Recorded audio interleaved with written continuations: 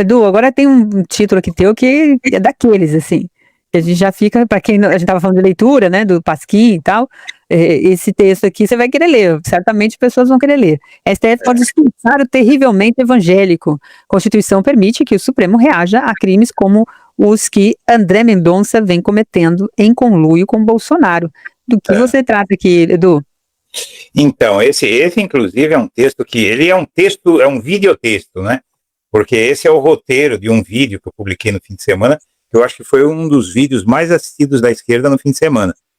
Tá já caminhando para 200 mil visualizações aí, também no 247, pelo que eu pude ver, se não é o texto mais lido do mês, deve ser um dos. Tá? E por quê? Porque eu descobri algo, quando eu vi o que fez o André Mendonça, porque ele foi, além de terrivelmente evangélico, ele foi terrivelmente covarde, né?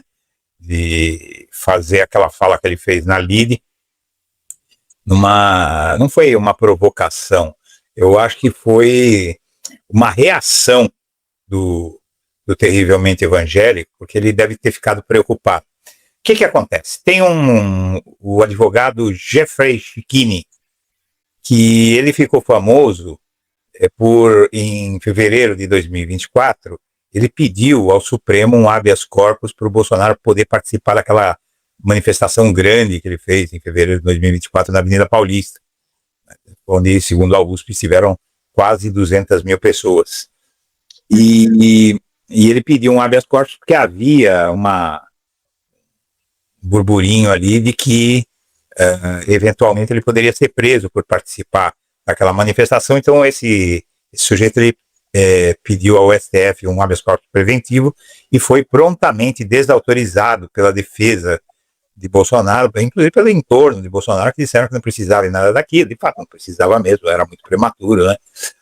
E aí agora ele assumiu a defesa, ele passa os dias dele na internet, assim, no mesmo esquema. Eu fico me perguntando quando é que esse advogado trabalha. Assim, ele parece o Eduardo Bolsonaro, né, que não faz mais nada na vida a não ser postar no Twitter lá as loucuras dele, né? E esse cara tá na mesma, né? Só que agora ele deu uma dentro. Ele falou: vou fazer uma denúncia. A Polícia Federal está investigando o terrivelmente evangélico André Mendonça.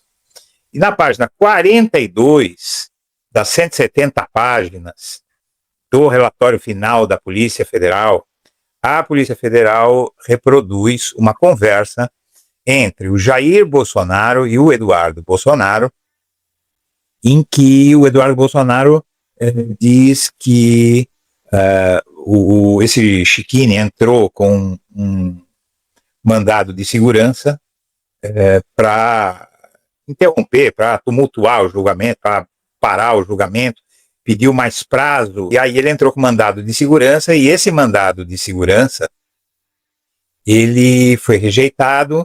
Ali o Eduardo Bolsonaro disse para o pai dele: temos que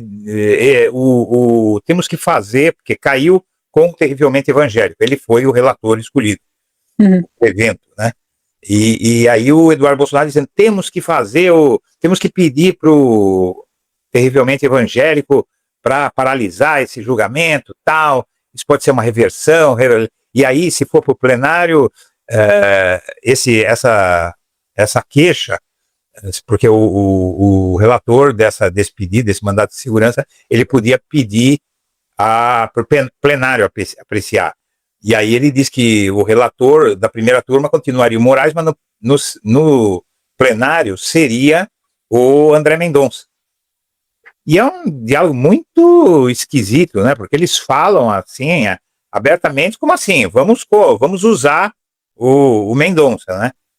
E aí tem um trecho onde a Polícia Federal diz assim: a investigação não demonstrou nenhuma ação do ministro André Mendonça no sentido de não sei o que, não sei o que lá, que a Polícia Federal colocou ali, né,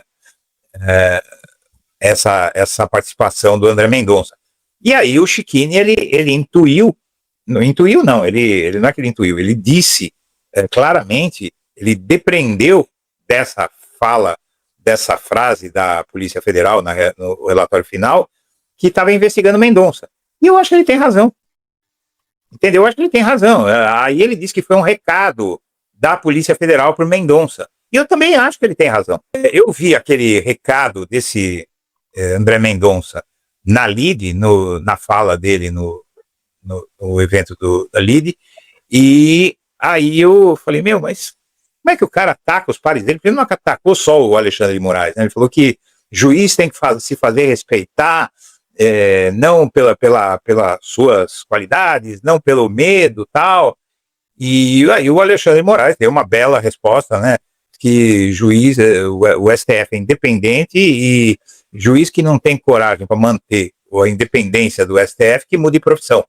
Alexandre de Moraes já foi na jugular também. Ele foi na jugular do Moraes foi no coração dele. E aí, então, com essa fala, eu fiquei pensando, né? Mas, esse sujeito que ele está fazendo é muito grave, né? E amanhã ele pode ter que responder. E se descobrirem, porque você veja, no celular do Alexandre de Moraes, do Jair Bolsonaro, tem coisas que ainda não saíram, que a gente não sabe o que tem lá. Ainda tem o celular do Malafaia, tem o celular do Alexandre de Moraes, que saiu no relatório da Polícia Federal, inclusive do celular anterior. Tem mais coisa para vir aí, que nós vamos ver ao longo do julgamento. O STF está liberando em doses homeopáticas. E se tiver ali uma conversa de alguém com o Mendonça? Né? Como é que faz? O que acontece? Vai ter que esperar o Senado vai ter que esperar o Senado tomar uma atitude? O Senado nunca vai caçar o André Mendonça. Se não consegue caçar nem o Moraes, vai caçar o Mendonça? Não dá, né? Não vai. Aí eu fui fazer uma pesquisa, falei com alguns amigos, e aí eu achei o artigo 102, a linha B, inciso 1, da Constituição Federal, que mostra o seguinte: o STF é que julga presidente da República, vice-presidente, governadores, parlamentares e os próprios ministros do Supremo em caso de crime comum. Crime de responsabilidade é realmente no Senado, no caso do STF, por exemplo, né? Mas se for crime comum, é o próprio STF que vai julgar. E aí eu fui descobrir se, nesse caso, de ele atuar para obstruir o processo, né, seria um crime comum. E é um crime comum.